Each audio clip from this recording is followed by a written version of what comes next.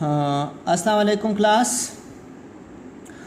इस लेक्चर में हम गामा फंक्शन की और डिफिनीशंस को अंडरस्टैंड करेंगे और फिर उनके बाद हम उनके प्रॉपर्टीज़ पे जाएंगे कि गामा फंक्शन की प्रॉपर्टीज़ क्या हैं।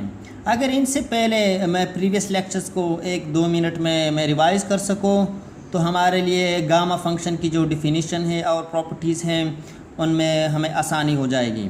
तो प्रीवियस लेक्चर में मैं अगर चला जाऊँ तो प्रीवियस लेक्चर यही था जी। प्रीवियस लेक्चर में हमने ये चीज़ अंडरस्टैंड किया था कि अगर लेट सपोज हमारे पास 5 फैक्टोरियल आया है तो 5 फैक्टोरियल का आंसर क्या आ रहा है, 120 आ रहा है। अगर मैं कहूँ कि 3 फैक्टोरियल का रिज़ल्ट क्या आ रहा है, 3 मल्टीप्लाई बाई 2 मल्टीप्लाई 1, तो ये 6 आंसर आ रहा है।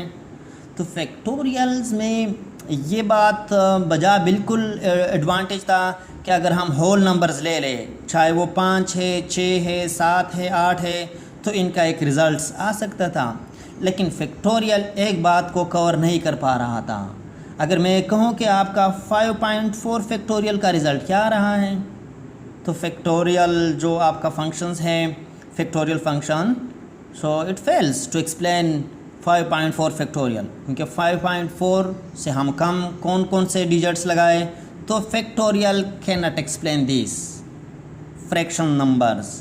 तो इनको किसने करवाया, ये इलियर आ गया 200-300 साल पहले, जो कि उन्होंने क्या कहा कि हम फैक्टोरियल्स जो होल नंबर्स हैं उनको तो कर पाएंगे गामा की हेल्प से, लेकिन अगर फ्रैक्शन में से भी आ जाए तो गामा फंक्शन उनको भी कर सकते हैं। जैसा कि यहाँ पे एक मिसाल भी मैंने दिया है कि अगर 1/2 इट इज़ अ फ्रैक्शन, अगर ये मैं कहूँ कि 1/2 की फैक्टोरियल क्या आ रहा है, सो फैक्टोरियल तो फ्रैक्शन में से कोई भी डिजिट को एक्सप्लेन नहीं कर सकते हैं। अगर वही फ्रैक्शन नंबर में गामा को दे दो तो गामा आंसर दे रहे हैं π√, जो कि हम बाद में इनको एक्सप्लेन भी करेंगे और काफ़ी न्यूमेरिकल्स भी करेंगे।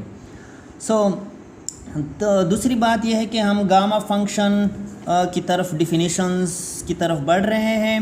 तो गामा फंक्शन की डिफिनीशन यही बना था, किसने बनाया था, इलियर ने बनाया था कि the gamma function is defined as gamma n, this n should be greater than 0, it will be whole number or in fraction. क्योंकि अगर मैं n की जगह 0 पुट करो रिज़ल्ट इन्फिनिटी पे ले जाते हैं, मैं -1 पुट करो फिर भी इन्फिनिटी, -2 पुट करो फिर भी infinity.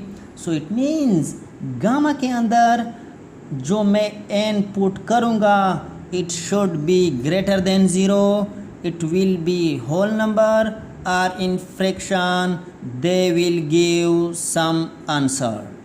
So this is the advantage of gamma. So the gamma function is defined as gamma n, and एक बात यहाँ पे मैं और भी ऐड कर रहा हूँ कि अगर आप कह रहे हैं कि चले इसका एडवांटेज तो हो गया कि हम इस गामा के अंदर 0 से ज़्यादा तो पुट करेंगे तो वो होल नंबर हो या फ्रैक्शन में हो, ये एडवांटेज तो दे रहे हैं।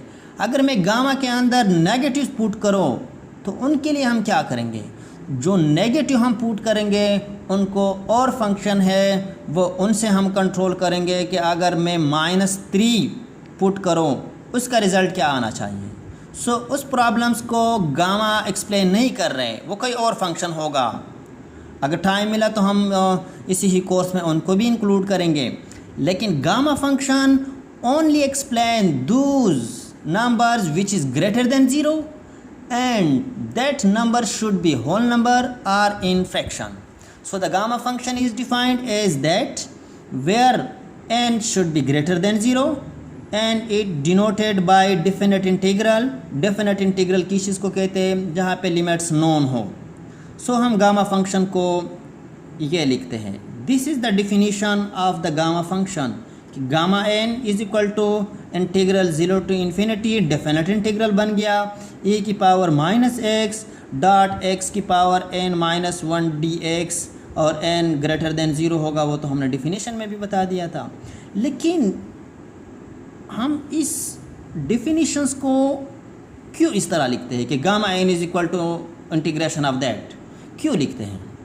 क्योंकि इसका रीज़न यही है कि अगर हम मैथमेटिक्स कैलकुलेशन कर रहे हैं या फिज़िक्स में हम कैलकुलेशन कर रहे हैं, क्योंकि फ़िज़िक्स में कैलकुलेशंस हर जगह आपको पाया जाता है। आप स्टैटिस्टिकल फ़िज़िक्स में चले जाए या आप सॉलिड स्टेट फ़िज़िक्स में चले जाए, क्वांटम फ़िज़िक्स में चले जाए, तो आपको काफ़ी सारा कैलकुलेशंस करना पड़ता है।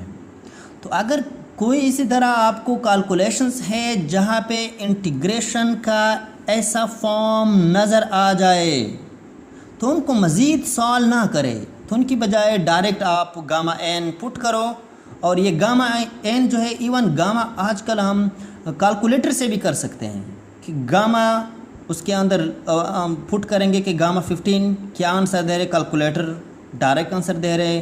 तो इट मीन्स उनको मैनुअल तरीके से सॉल्व करने से हमने जान बचाना है कि इतना टाइम हमारा वेस्ट ना हो जाए, क्योंकि अगर ये x की पावर 15 हो जाए तो ये 14 बन जाता है, तो इसको कितनी मरतबा हम कैलकुलेट कर पाएंगे। तो हम जस्ट उनकी वैल्यू यहाँ पे पुट करेंगे n की, और हम एक ही मिनट में उनका रिज़ल्ट आ जाएगा। सो देयरफॉर, क्योंकि मैंने प्रीवियस लेक्चर में यहाँ पे बताया था हेयर कि अगर कोई इसी तरह इक्वेशंस आ जाए, e की पावर -x, x की पावर 5 है या 8 है या 15 है, तो उनको हम गामा में कन्वर्ट कर सकते हैं। तो यही एप्लीकेशन था कि अगर हायर पावर्स इंटीग्रेशन आ जाए, उनको कौन सॉल्व कर रहे हैं, उनको गामा फंक्शन सॉल्व कर रहे, तो इसी वजह से इनको हम गामा में कैसे लिखते हैं, ये यूलियर ने हमें बताया था कि अगर कोई इसी तरह इंटीग्रेशन में कैलकुलेशन आ जाए तो उनको हम गामा एन लिख सकते हैं। सो this is the general definition of the gamma which was proposed, means जो हमने हमें ये दिया था, ये डेफिनेशन किसने दिया था, ये यूलियर ने दिया था। So this is the definition of the gamma function. Now we are move toward the properties of the gamma function. First property क्या है कि गामा के अंदर अगर मैं 1 पुट करो तो रिज़ल्ट्स 1 आता है। तो अगर आप लोग इनको भी सॉल्व कर रहे हैं कि n की जगह मैं 1 पुट कर रहा हूँ तो ये 0 हो जाएगा, तो इसके प्रूफ पे तो हम बाद में जाएंगे। अगर मैं n की जगह 15 पुट करो फिर रिज़ल्ट क्या आ जाएगा, तो इनके ऊपर हम काफ़ी न्यूमेरिकल्स करेंगे। सो प्रॉपर्टीज़ एक ये है कि अगर मैं गामा के अंदर 1 पुट करो रिज़ल्ट 1 आ रहा है, या n+1 गामा है, ये किस चीज़ के बराबर है, n gamma is equal to n factorial, इनको भी हम प्रूफ करेंगे। यहाँ पे मैं एक चीज़ मैं आप लोगों को अभी यहाँ पे बता रहा हूँ। लेट्स सपोज अगर ये आ गया, ये n+1 जो है ये आ रहा है आंसर 3। लेट्स सपोज मैं आपसे क्वेश्चन ये करूँ कि गामा 3 का रिज़ल्ट क्या आना चाहिए, तो इनका मतलब ये कि गामा 3 है, इसका n2 आ जाएगा और ये +1, तो 2+1 ये गामा 3 बन गया। तो इनका रिज़ल्ट क्या आना चाहिए, रिज़ल्ट ये आता है कि इनका n फैक्टोरियल, मीन्स ये तो 3 था, ये 2+1, तो इनका रिज़ल्ट 2 फैक्टोरियल आता है जो कि रिज़ल्ट 2 है। सो इट मीन्स यहाँ पे गामा के अंदर अगर होल नंबर्स हैं 3 हैं तो उनका एक कम फैक्टोरियल लगाएंगे।